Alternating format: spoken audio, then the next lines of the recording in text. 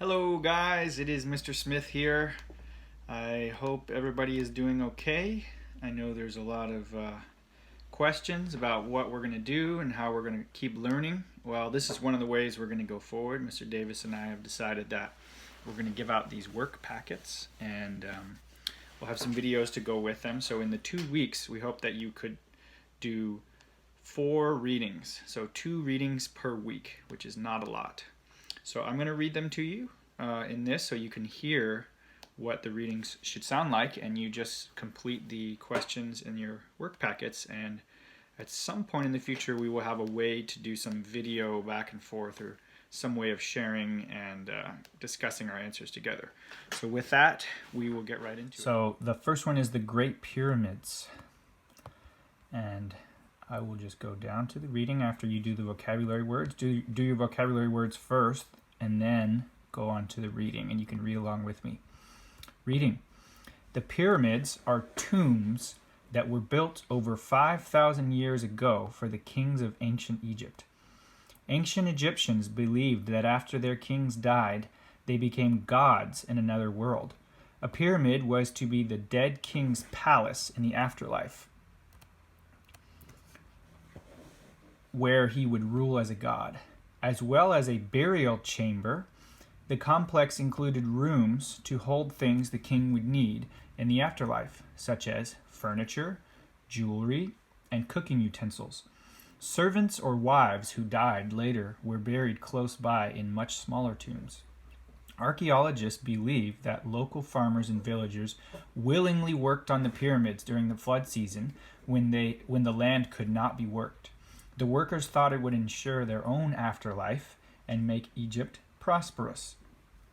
The structure of the pyramids evolved slowly. They went from platforms stacked on an underground tomb to larger step-style structures, to the massive smooth-sided pyramids found at Giza. Of the 80 known pyramids, the biggest and finest is the Great Pyramid of Khufu at Giza.